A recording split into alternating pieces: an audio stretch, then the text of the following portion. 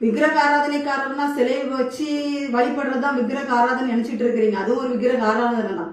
மற்ற மாதிரி நீங்க எந்த காரியத்தை கொடுத்து பொருளாசி பிடிச்சு வச்சிருக்கிறீங்களோ, எந்த காரியத்தை இச்சிச்சு வச்சிருக்கிறீங்களோ, அதுவும் விக்கிரக ஆராதனை தான். அதெல்லாம் விட்டு வெளியில வாங்க.